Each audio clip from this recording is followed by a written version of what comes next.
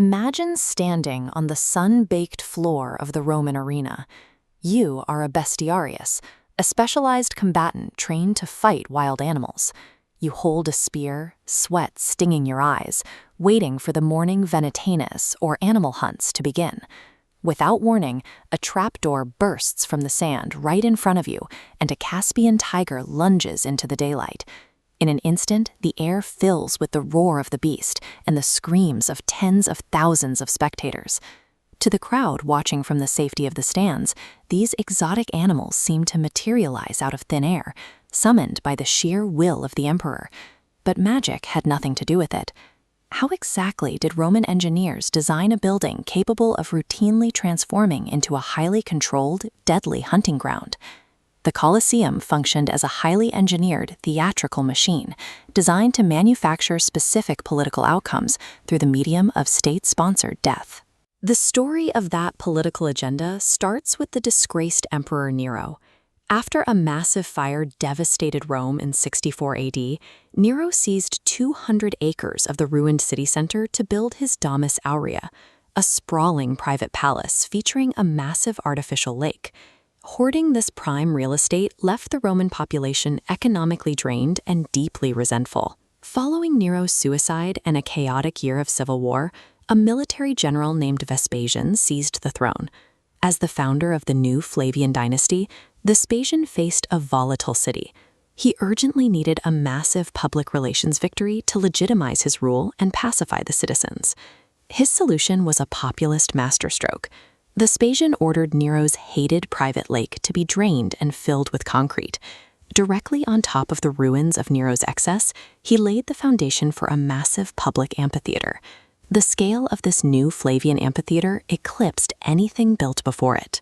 Standing 157 feet tall and covering 6 acres right in the heart of Rome, the elliptical structure was designed to hold up to 80,000 citizens.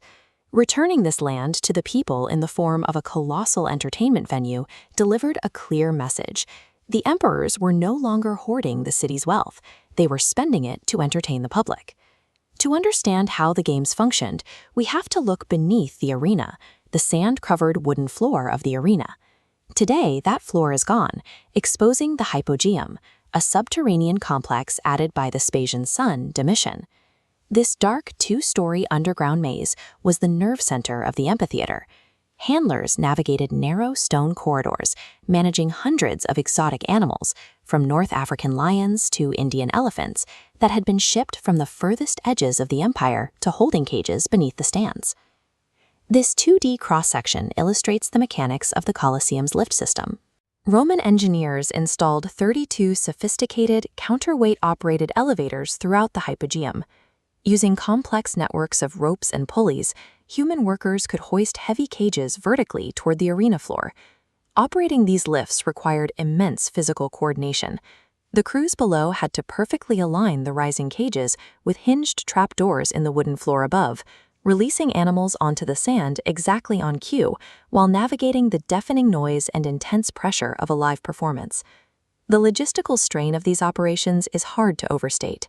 During a single 123-day festival hosted by Emperor Trajan, crews processed and released over 11,000 animals through this underground network.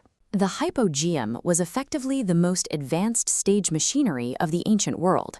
It was designed to hide the labor of hundreds of workers, manufacturing the seamless illusion that Rome could summon and conquer the wildest forces of nature at will. While the underground handled the spectacle, the roof level had to handle the climate. Cramming tens of thousands of people into a stone bowl under the brutal Mediterranean sun created a serious risk of heat stroke and dehydration. This 3D model demonstrates the Roman solution, the velarium. A massive, retractable canvas awning was supported by 240 stone corbels built into the outer rim of the stadium's top floor. To operate it, the empire deployed specialized sailors from the Roman Navy. Using their maritime expertise, these sailors would manipulate the rigging to adjust the slope of the canvas. This shielded the spectators from the sun and actively caught the wind, funneling a cooling breeze down into the stands. Back at ground level, the architecture had to manage the physical flow of the masses. The stadium featured 76 numbered vomitoria. broad, rapid transit passageways that allowed the entire capacity crowd to fill their seats or completely evacuate the building in just a matter of minutes. Cooling the air and clearing the exits served a highly practical purpose. An overheated, trapped, and agitated crowd of 80,000 Romans was a severe threat to the emperor's safety. Advanced climate control and efficient foot traffic were necessary engineering tools to maintain public order. Inside the stadium, the architecture of the seating bowl, the cavea, acted as a rigid physical map of Roman society. Looking at this cross-section of the seating tiers, the hierarchy is literal. The emperor and the Vestal virgins occupied the best ringside boxes. Just above them, on a broad podium, sat the senators. The next tier up was reserved for the equestrian business class. At the very top, in the steepest wooden seats, sat the urban poor, enslaved people, and women. The architecture actively prevented these groups from ever mixing. Distinct curved passages, high separating walls, and a sheer 5-meter vertical drop between the lower and upper sections ensured the elite rarely had to brush shoulders with the commoners. Grouping the classes together to watch the morning animal hunts or afternoon gladiatorial combat created a shared psychological experience. As spectators watched a lone hunter execute a foreign beast, they were participating in a vivid, bloody demonstration of Rome's dominance over the uncivilized world. The architecture of the seating bowl forced social conditioning. By assigning every citizen a specific, immovable place in the stands, the building itself physically manifested the rigid Roman social order. Over the centuries, the amphitheater eventually fell into disuse. Fires, lightning strikes, and massive earthquakes collapsed the outer walls, and generations of stone robbers stripped away the marble seating and iron clamps, leaving the hollowed-out shell we recognize today. Yet the engineering DNA of the building survived. The elliptical seating arrangement optimizing sightlines, the radial corridors managing crowd flow, and the segregated VIP tiers are the exact foundational blueprints used to design modern sports stadiums around the world. The Colosseum endures as a monument to Roman ambition.